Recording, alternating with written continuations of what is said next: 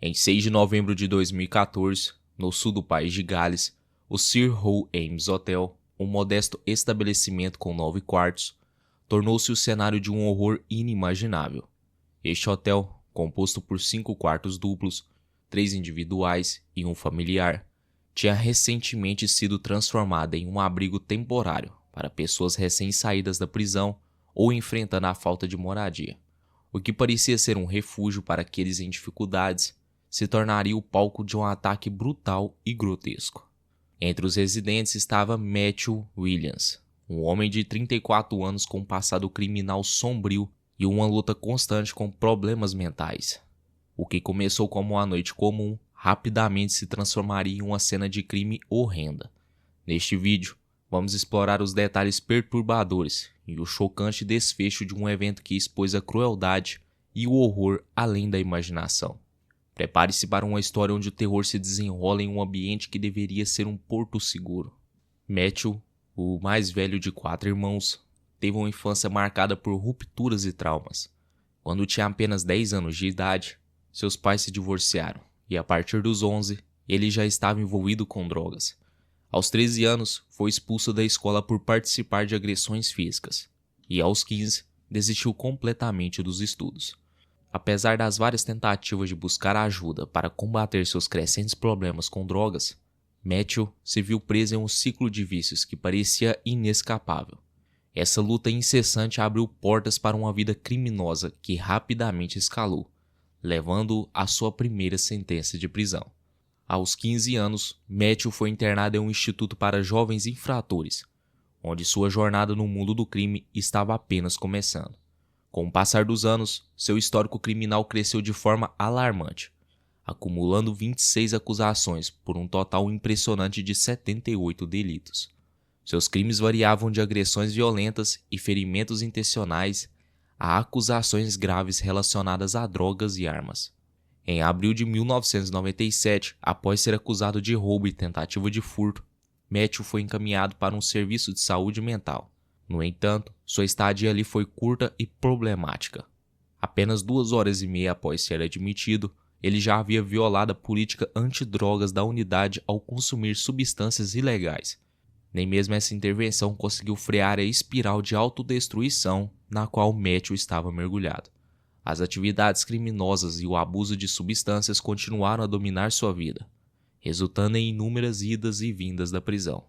Em 2004, Matthew foi diagnosticado com esquizofrenia, uma condição de saúde mental que mais tarde seria contestada por alguns profissionais da área. Posteriormente, ele foi internado em uma unidade psiquiátrica sob a Lei de Saúde Mental. No entanto, esse período de tratamento chegou ao fim em fevereiro de 2005, quando Matthew foi condenado a 5 anos de prisão, por roubo e ferimentos graves. Novos crimes de roubo levaram a mais uma sentença em 2009. Nos últimos dias de sua recente prisão, Matthew foi medicado para tratar seus problemas de saúde mental, que incluíam ouvir vozes, sofrer alucinações e lidar com a paranoia extrema. Mas mesmo com a meditação, seu futuro permanecia sombrio. Esses problemas de saúde mental de Matthew foram intensificados pelo abuso contínuo de substâncias. Infelizmente, ele nunca seguiu consistentemente o regime de medicamentos prescritos, frequentemente recusando o tratamento. Ele alegava diversos motivos para essa resistência, desde efeitos colaterais debilitantes até a crença de que os medicamentos não surtiram efeito. Em 2014, seu tratamento foi finalmente interrompido, após a ausência de sintomas aparentes, e os profissionais acreditavam que ele estava funcionando bem. Notavelmente, Matthew conseguiu até um emprego como barbeiro na prisão, onde exibiu um comportamento cortês e aparentemente normal, enquanto se preparava para sua libertação. Quando completou seus 27 meses de prisão, Matthew foi libertado sem necessidade de supervisão legal, sem medicação e sem encaminhamento para a equipe de saúde mental comunitária. A decisão foi baseada em uma promessa de procurar ajuda médica caso surgissem problemas. Na sua libertação, ele recebeu ofertas de apoio voluntário para emprego, moradia e tratamento para abuso de substâncias, mas Matthew recusou, alegando que conhecia bem o sistema, a polícia e os procedimentos de liberdade condicional. Foi neste momento que Matthew foi realocado para o quarto no Sir Hugh Ames Hotel.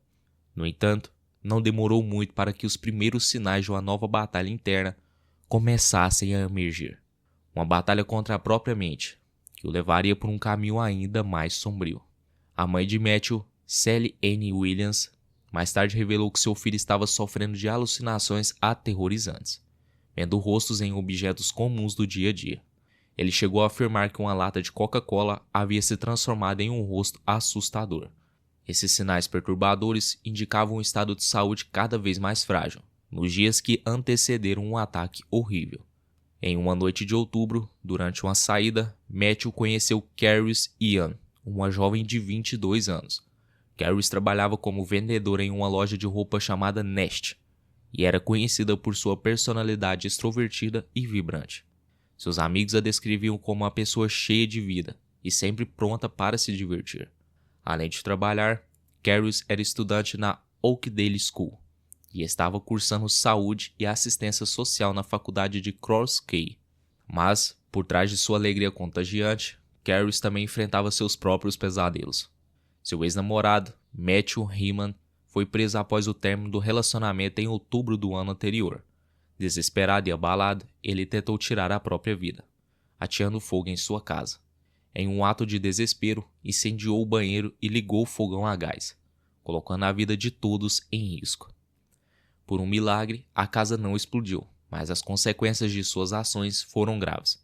Ele acabou admitindo a culpa e foi condenado a 3 anos e meio de prisão.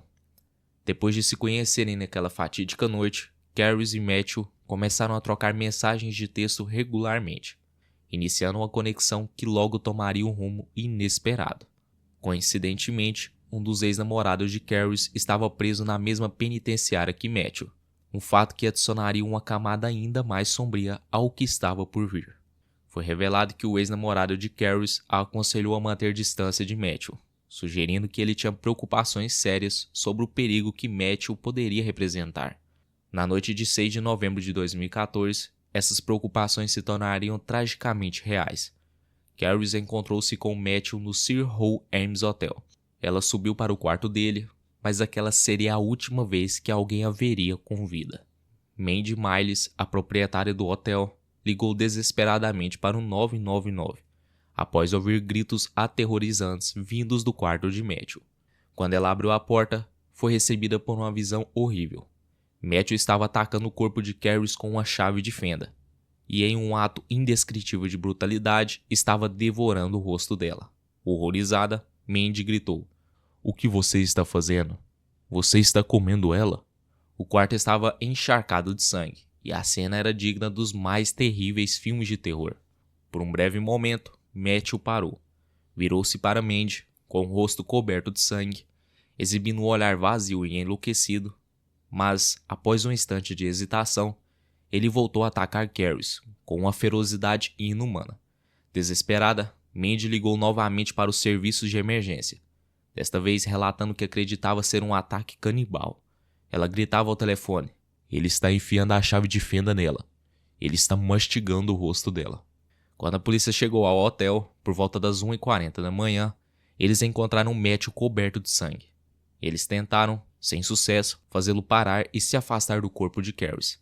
Sem alternativas, os policiais foram forçados a usar um taser para imobilizá-lo.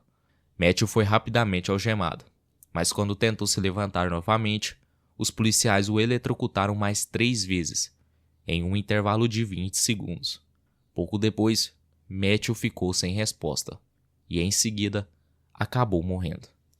O que antes era um abrigo para moradores de rua e ex-infratores se transformou em uma cena de crime horrenda. Carys Ian, uma jovem cheia de vida, foi brutalmente assassinada de uma forma tão horrível que o ato foi descrito como canibalismo. Carys, que trabalhava como vendedor e vivia no local, conheceu Matthew Williams, um fanático por fitness de 34 anos, através de amigos em comum. Porém, Matthew não era apenas um entusiasta do exercício físico. Ele era um homem com um passado violento e perturbador. Respondendo a relatos de uma perturbação, um oficial de polícia foi a primeira a chegar ao local nas primeiras horas da manhã do dia fatídico. O que ela encontrou foi uma cena traumatizante, tão horrível que ela, junto com outros policiais que chegaram em seguida, precisou de aconselhamento psicológico. Matthew Williams estava morando naquele albergue após ser libertado da prisão alguns meses antes, onde havia cumprido quase metade de uma sentença de 5 anos por agredir uma ex-namorada. Agora, perguntas estão sendo levantadas. Como um homem com um histórico tão violento foi colocado em uma comunidade residencial sem supervisão adequada? A tragédia que se seguiu poderia ter sido evitada?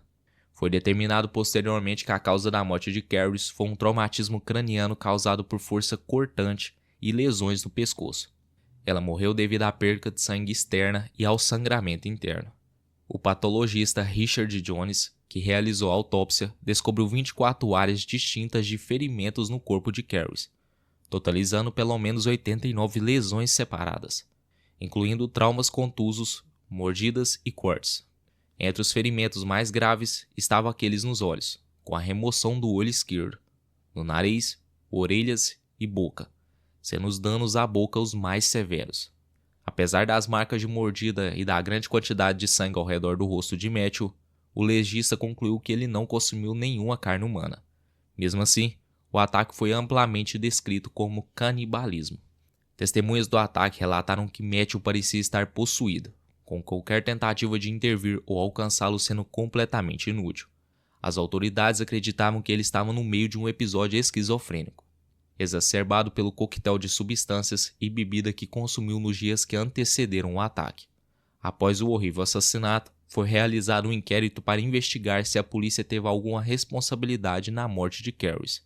O inquérito examinou as lutas de saúde mental de Matthew, suas interações com o serviço de saúde mental e seu histórico criminal. Os detalhes perturbadores do caso provocaram a reavaliação completa das circunstâncias que levaram ao encontro fatal entre Matthew e Carys. A investigação concluiu que a morte de Carys foi o resultado de uma fatalidade repentina e inesperada, desencadeada pelos efeitos combinados do abuso de substância e da resistência de Matthew à condenação. A família de Carys e sua mãe descreveram sua morte como insuportável, lembrando-a como uma pessoa gentil e atenciosa que sempre viu o melhor nas pessoas. A mãe de Matthew, Sally Ann Williams, revelou que seu filho havia sido diagnosticado com esquizofrenia após alegar coisas bizarras, como ser uma árvore e acreditar que sua comida estava envenenada. Ela afirmou que, após sua libertação, Matthew não recebeu nenhum apoio adequado para sua saúde mental e relatou que ele estava sem medicação. Sally também mencionou que Matthew havia reclamado que as vozes que ouvia estavam de volta nos dias que precederam o crime.